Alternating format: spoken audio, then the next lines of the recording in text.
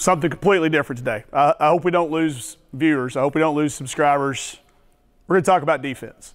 For the first time in any drill, we got defense coming up. So those of you other defensive coaches have been waiting on something defense. Maybe we'll add some subscribers.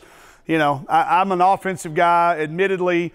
I used to own that T-shirt that said defense wins championships, but I've learned over the course of the years you better have some offense to actually win those championships. But obviously defense is an important part. So I want to talk about the one that we do the most, and that's transition. You're in transition defense more often than you are your half-court stuff.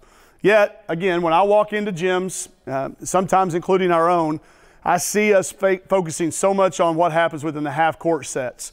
You're actually in transition D more often. At the collegiate level in NCAA women's basketball, last year there were 3 teams that shot above 50%, and only 3. So the majority of us field goal percentage offense is below that. A very, very good field goal percentage team in women's basketball is going to be at about the 42% range. That's a good percentage over the course of a year. You take 42% and then you add your live ball number of turnovers. That's anywhere between 3 and 5 a game if you're playing fast. Could be even higher than that. But we're going to have, playing close to 85, 90 possessions a game, we're going to have anywhere between 5 and 7 live ball turnovers. So if you do the math on this, that means that at the very minimum, 58% of the time, plus these live ball turnovers, let's say that's another 10 turnovers. Let's go on the end of that. Five times out of 100, so another 5 percentage points. That's if you're playing 100 possessions. So you're looking at 63% of the time, and that's the low number, the low end of that you're in transition defense. So you should spend most of your time working on what you do the most. This is my favorite way to do it. It's probably our least favorite of our players, which tells you also that's a good drill. If you've got a drill that you get a little shrug or a little bit, oh man, see it on the practice schedule, you know you've got a good drill. What we look for, we put 3 minutes on the clock. That 3 minutes is going to be reset anytime one of our standards that we have set doesn't occur. Let's say we talk about get back, build a wall in transition. If we don't build that wall, we reset the time to the nearest full minute. So if it happens on the first possession, as you'll see get going here in a second, it resets to 3 minutes. Another rule that we institute in this is a quiet gym. We don't want anybody in that gym talking except for those 5 kids that are on the floor actively trying to communicate with each other. We want it to be quiet so we can hear as coaches and help correct them. Then we talk about use specific language. Don't call an area of the floor one thing one trip and the same area something different the next trip. You've got to be very specific in the language your players are using, the language you're using as coaches. We also want really short syllabled words. Don't be yelling, hey, I got the ball, I got the ball. Yo, ball. Anything you can say, try to shorten it down to the shortest possible way to communicate so you can say more. Find great talkers. If you can find somebody who is a great talker in transition defense, play that kid, because this will help your defense, your defensive percentages, your defensive stops increase. We talk about early, loud, and often talking. You can only hear that if you've got a quiet gym and you're using specific language. So let's look at this in action. The way we get it set, we're using our guys' practice team this day in white. We've got 2 players already back in transition because our philosophy is fullback, halfback in transition. When we're running our offense, as soon as we see a shot attempt going up, we have 1 player running fullback and another player running to halfback. So we've got 3 reds up tipping. White squad's going to be going tip drill. And the clock only starts when I blow my whistle. So they're going to be starting to tip. And when I blow my whistle, white is going to come down flying in transition against our fullback and halfback, and then our get back people after they've tried to rebound, okay? So we're pointing and talking. We're matching up. These guys are in good sprint. Chelsea's turning to run. Whatever your philosophy is, this is where you start teaching it. Give you a couple of points for us. We say no buddy running. So you're not running with anybody. There are no matchups in transition defense. There are too many what ifs. If you start saying, well, I got this player and I got that player and this one's mine, you will never get transition defense stopped. We give up an uncontested, wide open three from a great shooter on the very first possession. So that clock immediately goes back to 3 minutes. Took 6 or 7 seconds for them to do that, but they lost that because we don't talk in transition. We don't get the ball stopped, and an All-American gets a wide open shot uncontested. You'll hear me yell, reset. So we go from 2:53 back to 3 minutes. We get our tip drill ready to go, and we go again. 2:59, 2:58. We are pointing and talking. We've done a pretty good job here. They get a 2-foot shot, probably a foul. I'm not sure what kind of mood I'm in. Not a very good one, obviously. I said reset. I will tell you, this is the hardest way to work at it. This is worst case scenario.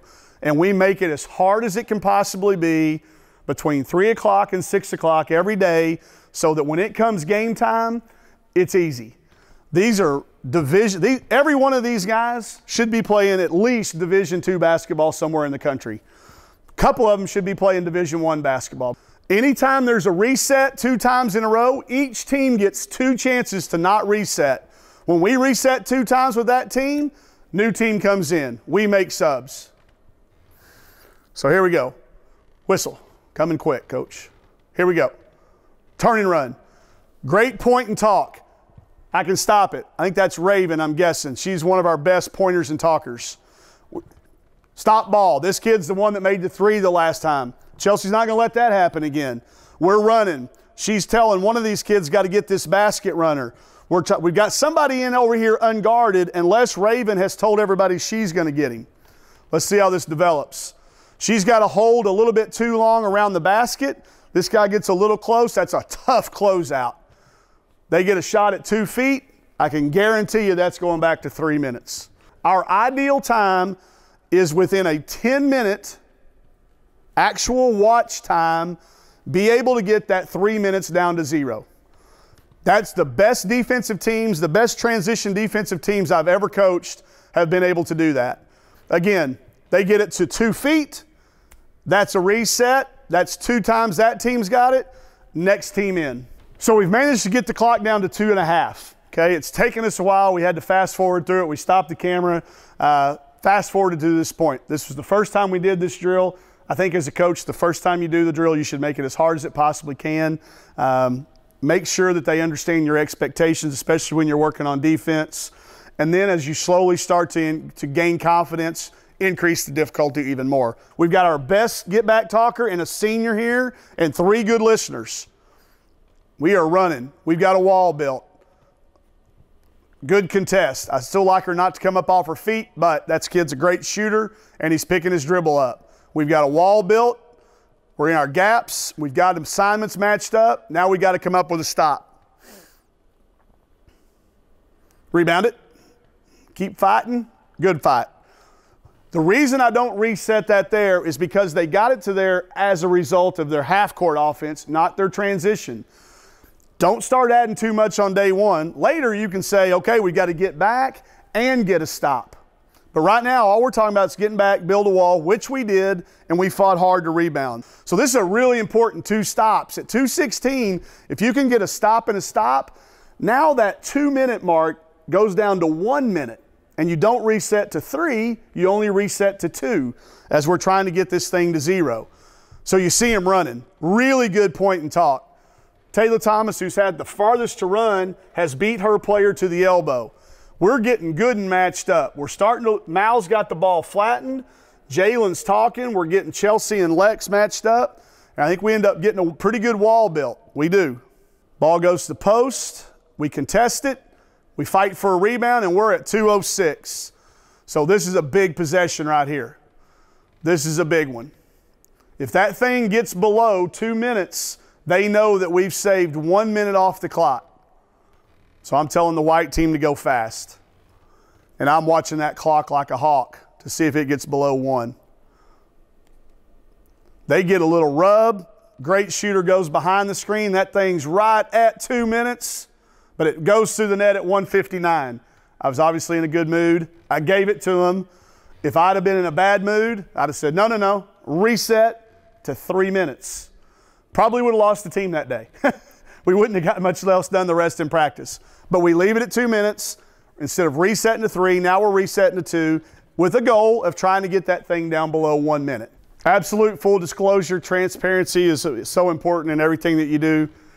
It took us 25 minutes to do this drill that day. I'm not boring you with all the resets and all the frustrating things that happened, but it took us 25 minutes to do this drill. Earlier in my career, younger coach, a little less, a little more married to my practice schedule, I probably would have said, I will get it tomorrow. Not with a young team, young in the season. You've got to win this day. This is that day when the line's drawn in the sand, and if we're going to get this drill, we're going to get this drill. I don't care however long it takes, whatever you have to scratch off the practice schedule. So we fast forwarded through about 15 minutes of video. We've got it down to where there's 28.5 seconds on the clock. Our body language along the baseline has changed. Hands on hips, arms crossed, jerseys, leaning, frustrated. We got them all. We got every negative body language you can possibly have going. That's a good thing for a coach. Create adversity in practice, get them through that, then help them through it. So we're at 28.5. We need about 4 stops. One thing I haven't mentioned to you is sometimes we will allow 3-second runoff if we get a tip ball, a deflected pass, or if we take a charge on somebody driving it to the basket, we'll take 5 seconds off. That actually comes into play here in this last 30 seconds. And now we're going. Energy level's up. We are talking. We are running. There's evidence of pointing. There's obviously communication going on between Chelsea and Jalen. Chelsea's going, is this one? And Jalen's either confirming or telling him, saying, I got this one, you got that one. Who do we have? Nobody running. Lex cuts off the cut. Great closeout on the airtime of the pass. The longer they can play defense here, we get a deflection. We're going to run that thing down to about 12. So we need a stop or a really long possession. Whistle starts, the time, and we're off. We do a great job of building the wall. Mal, under the screen, takes away a tough shot. Dig it out. Make an extra pass. We're at 2.3 when the stop happens. Mal knocked it out of her hands. They're pointing at me. 3-second runoff. 2.2 on it. 3-second runoff for the tip. We got a praise the Lord moment. Jalen throws the ball in the air. We're off the floor. You don't see much of a celebration. That's fine. I can assure you the next time that we did this drill, there was a lot better focus. There's a lot more understanding of what was important, them holding each other accountable for the standards, and our transition defense improved vastly between this day, the next day we did it, and this is a drill that you can change the number of minutes you do, you can change your standards, you can change how hard you're confronting things, but this is a drill that will bring your team together as one, whether they unite against you that day because you're being frustrating, because you're being nitpicky, but they will have to unite. They cannot get this drill by themselves. They cannot rely on one individual player to be at it. They have to do it together. So for our first for our first defensive drill that we've ever done on Drill of the Week, hope you can find some value in this. Hope you can find a way to turn the terminologies into the ones you use and improve your transition defense.